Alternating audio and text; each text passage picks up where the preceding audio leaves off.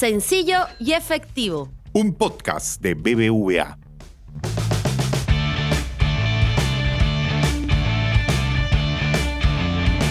Hola amigos, ¿cómo están? Un gusto saludarlos, espero que todos se encuentren muy bien y bienvenidos a un nuevo episodio de Sencillo y Efectivo. Hoy hablaremos de perspectivas económicas en Perú. Es decir, hablaremos de crecimiento, de inflación, de tipo de cambio, de perspectivas a futuro y por supuesto también de cómo el complejo entorno internacional está influenciando en la marcha de la economía peruana. Pero antes me gustaría saludar a mi compañera en la conducción, Mercedes Castro, quien nos va a contar más detalles de la entrevista que tenemos preparada para hoy. ¿Qué tal, Mercedes? ¿Cómo estás? Hola Nelson y amigos de Sencillo y Efectivo. Una vez más tendremos como invitado a Hugo Perea, economista jefe para Perú de BBVA Research, quien junto a su equipo acaban de publicar el nuevo informe económico Situación Perú y nos contará todos los detalles. Como adelanto, se prevé un mejor pronóstico para el PBI del país en el presente año y también se mantiene el crecimiento para el 2023. Sin duda suena bien. Pero lo importante es entender el análisis y las variables que están incidiendo en nuestra economía para estar preparados para lo que nos depara más adelante. Así es, Meche.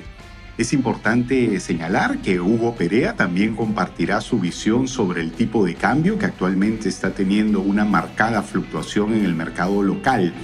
Y otro tema que no puede quedar fuera es la inflación. ¿Qué tipo de inflación tendremos en el Perú en los próximos meses y en el año 2023? ¿Tú crees que habrá buenas noticias, Meche? Esperemos que sí, Nelson. Pero ¿qué te parece si vamos directamente con la entrevista para resolver todas las preguntas?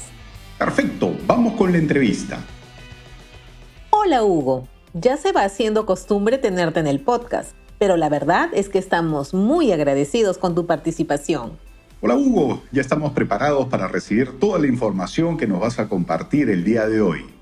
Gracias Nelson, muchas gracias Mercedes, nuevamente encantado de estar aquí en el podcast y siempre con mucho gusto para colaborar con ustedes. Hugo, recientemente has publicado junto a tu equipo de BBVA Research el informe Situación Perú con las previsiones económicas para lo que resta de este año 2022 y para el 2023. Sabemos que nos encontramos frente a un panorama externo e interno bastante retador.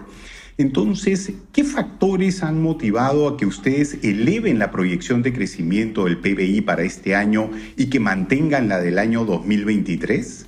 Gracias Nelson por la pregunta. Efectivamente, para la segunda mitad del año las condiciones externas se han deteriorado, hay menos soporte por el lado de la economía internacional. Estamos viendo que en ese entorno los precios de los minerales que Perú exporta se han reducido y en general se está anticipando un menor crecimiento en las principales zonas económicas del mundo, ¿no? Que son nuestros principales socios comerciales. Entonces la pregunta es válida en el sentido de, ¿y entonces por qué elevamos 3 décimas la previsión de crecimiento? Y la razón es básicamente que también estamos considerando en esta versión el impacto que van a tener los nuevos retiros por la liberación de fondos de pensiones y CTS. Estimamos que podrían introducir un impacto importante, sensible sobre la tasa de crecimiento del presente año y también del próximo. En este año en particular, más o menos alrededor de medio punto porcentual de más crecimiento. Y por lo tanto, movemos la previsión de 2% que teníamos hace 3 meses a 2,3%. Dicho esto, vale decir que es una tasa de crecimiento relativamente baja todavía, ¿no? 2,3 no es una cifra que nos gustaría anunciar o tener como una proyección, ¿no? Para el 2023 estamos manteniendo la previsión en 2,8 porque si bien, nuevamente, el próximo año el deterioro del entorno internacional incluso va a ser mayor, de hecho estamos anticipando que es probable que Estados Unidos enfrente un proceso recesivo en la segunda mitad del 2023, a pesar de ese entorno externo menos favorable, otra vez vemos soportes por el lado local. Nuevamente, la parte vinculada al gasto de consumo financiado con estos retiros de fondos de pensiones y CTS, pero además estamos viendo que la recuperación del sector minero va a ser más acentuada. Este año la producción minera está algo contenida por el tema de la conflictividad social. Es parte de un nivel relativamente bajo y estamos asumiendo en nuestra previsión que esa conflictividad social será algo menor en el 2023 y eso va a permitir una aceleración del sector minería y por lo tanto una mayor contribución al crecimiento. Hugo, ¿es cierto que muchas familias han podido disponer de mayor liquidez de dinero con la liberación de los fondos de las AFP y CTS? Sin embargo, la inflación y el aumento de precios está impactando fuertemente en la economía de las personas y es un motivo de preocupación permanente. Frente a este escenario, ¿qué se puede esperar de la inflación en los próximos meses? ¿Crees que seguirá subiendo o tendrá una tendencia a la moderación?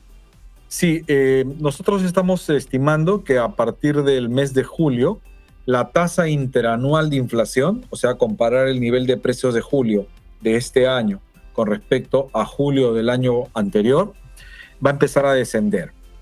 Esa tasa interanual en junio estaba en 8.8 y es probable que baje a 8.5 u 8.6 en el mes de julio y poco a poco va a ir descendiendo. Sin embargo, estimamos que el descenso será relativamente gradual, lento. ¿Por qué? Por un lado, es cierto que los precios de los alimentos están corrigiendo a la baja. La cotización internacional de alimentos como trigo, maíz, soya están corrigiendo a la baja en las 3 últimas semanas aproximadamente. Y el petróleo también se ha moderado un poco, se ha ubicado por debajo de los $100 el barril. Sin embargo, pensamos en particular en el caso de alimentos, que la transmisión de ese descenso a los productos locales puede ser muy lenta. ¿Por qué? Por ejemplo, hay productores de alimentos elaborados que no han transmitido todo el incremento de costos. Eso va a hacer que la inflación se demore algo más en bajar. Ese es un primer factor. El segundo factor es que las expectativas de inflación se han exacerbado, ¿no? Las expectativas de inflación es lo que el público, los formadores de precios, las empresas, los que hacen contratos, los que alquilan casas, ¿cuál es la inflación que esperan para los próximos 12 meses? Esa expectativa de inflación ha subido, entonces como que alarga la duración de la inflación. Entonces, en esta dinámica, nosotros estimamos que la tasa de inflación este año va a cerrar en 6,8% y el próximo año en algo por encima del 3%. Es decir, todavía fuera del rango meta que tiene el Banco Central. El Banco Central quiere que la inflación interanual esté entre 1 y 3. Este año acabaremos en 6,8 y el próximo en 3,1 o 3,2. Por otro lado, desde hace unos meses observamos una gran volatilidad en el tipo de cambio. ¿A qué se deben estas fluctuaciones? Y lo más importante, ¿en cuánto se estima que concluirá este 2022? ¿Y cómo se comportará el próximo año? Gracias, Mercedes, por la pregunta. Estamos esperando que el tipo de cambio todavía enfrente presiones alcistas, es decir, que nuestra moneda, el sol, se deprecie, ¿no? El tipo de cambio suba en los próximos meses. Y yo diría que hay dos elementos claramente diferenciados, ¿no? Este año, lo que va a generar presiones al alza sobre el tipo de cambio es que lo que los economistas llamamos el déficit externo, nuestro exceso de importaciones respecto de exportaciones. Ese déficit externo que estaba entre 2,5 y 3 se va a ampliar a 5. Y como todo déficit tiene que financiarse, ¿no? Entonces tenemos que conseguir más dólares, vamos a ponerlo así, en un entorno en el que va a ser más difícil. Las tasas de interés están subiendo, hay menos apetito por estar en economías emergentes, ¿no? Pensando que puede haber una recesión, los inversionistas buscan activos seguros, activos de refugio, no quieren estar en economías emergentes. Entonces, esa preocupación por una economía emergente en donde el déficit externo se eleva, va a generar presiones sobre nuestra moneda en lo que resta del año. Y el otro factor es que el Banco Central de los Estados Unidos está ajustando su tasa de política monetaria, ¿no? Eso está induciendo que las tasas de interés en dólares se eleven. Entonces, eso disminuye también el interés por tener inversiones en Perú, y entonces vamos a ver menos influjos de dólares, menos oferta de dólares, y eso también generará alguna presión alcista sobre el tipo de cambio en los próximos meses.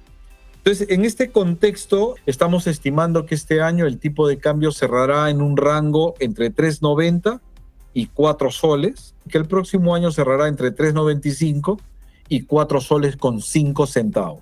Para terminar, Hugo, somos conscientes de que el complejo entorno internacional y los retos locales harán que la recuperación económica sea más lenta y con mayores desafíos en el camino. No obstante, nos gustaría preguntarte si es que en el largo plazo la situación podría revertirse y si es posible que la economía peruana entre en una senda real de recuperación. A partir de esta hipótesis, ¿cuáles crees que podrían ser los principales factores que motiven este cambio en la economía local? A ver, nuestras perspectivas para el mediano plazo no son muy auspiciosas, lamentablemente. Buena parte del crecimiento de largo plazo está vinculado a la inversión, ¿no? Para construir fábricas, para adquirir máquinas, lo que en economía llamamos el capital físico. Para tener más máquinas y más fábricas necesitas invertir. Lamentablemente, en el contexto actual de alto ruido político, de erosión de la poca institucionalidad que tenemos, y poca institucionalidad significa que enfrentas más incertidumbre, ¿no? Si no están claras las reglas del juego, si los incentivos para invertir, trabajar, ahorrar, arriesgar, llevar a cabo emprendimientos, generar empleo, no son los adecuados, entonces vamos a ver poca inversión. Una economía que invierte poco, crece poco en el mediano plazo. Entonces, en ese contexto, y agregando que luego de haber visto lo que ha hecho esta administración en un año, lo poco que ha hecho en términos de políticas públicas para fomentar la productividad y la competitividad, que es lo que te da crecimiento sostenido en el mediano plazo, estamos esperando que esa combinación mala, ¿no? de un ambiente, de un clima inadecuado para la inversión, de políticas públicas de baja calidad, nos van a pasar la factura y vamos a hacer una economía de crecimiento algo por encima del 2%. Con un 2%, la verdad, no vamos a generar mucho empleo de calidad, y por lo tanto la sensación de bienestar de la población, de progreso, va a ser muy, muy tibia, ¿no? No se va a notar. Entonces, lo que hay que hacer es bastante claro. O sea, lo primero es mejorar el clima de los negocios.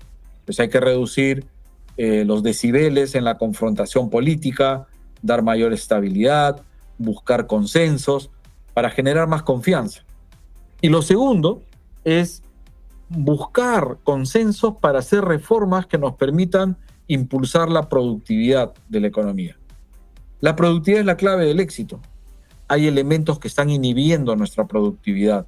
La falta de infraestructura, la falta de educación, la falta de innovación, la falta de un buen clima para los negocios, ¿no? La falta de mayor equipamiento a través de más máquinas, ¿no? de más tecnología. Entonces, todos estos factores influyen en nuestro desempeño económico, hacen más difícil producir bienes. Ojalá se pueda entender esto. Se han hecho esfuerzos para mejorar la situación. No se ha hecho mucho, pero la verdad que la coyuntura, las discrepancias de corto plazo nos están distrayendo y deberíamos estar en realidad trabajando sobre esos temas. Excelente, Hugo. Muchas gracias por toda la claridad en tus respuestas y por participar del podcast. Me sumo a las palabras de Meche. Muchas gracias, Hugo. Un fuerte abrazo. Les reitero mi agradecimiento, Nelson, Mercedes. Ha sido un intercambio de ideas muy interesante. Y nada, hasta una próxima oportunidad. Muchas gracias. ¿Qué tal te pareció la entrevista, Nelson? Creo que por mi lado puedo decir que ha quedado muy claro cuáles son las perspectivas económicas para el país en lo que queda del 2022 y para el 2023. Además, hemos visto también cómo influyen los contextos internacionales y locales y esperemos que pronto pueda haber más estabilidad. Totalmente de acuerdo, Meche. Espero que para nuestros amigos oyentes de Sencillo y Efectivo también haya quedado todo muy claro y la información compartida en este podcast haya sido de utilidad. Así es, Nelson. Con esto nos despedimos, no sin antes desear unas felices fiestas patrias a todos nuestros oyentes. Que estos días sirvan para fomentar la integridad y la unión entre todos los peruanos. Así es, Meche. Felices fiestas patrias a todos y hasta un próximo episodio de Sencillo y Efectivo. ¡Chao, chao! Recuerda que puedes suscribirte a todos los podcasts de BBVA en iVoox, Apple Podcasts, Spotify y Google Podcasts. Además de seguir toda nuestra actualidad en bbva.com. Y si quieres, también puedes contactarnos a través del correo electrónico bbvapodcast@bbva.com y enviarnos así tus sugerencias y opiniones. Sencillo y efectivo.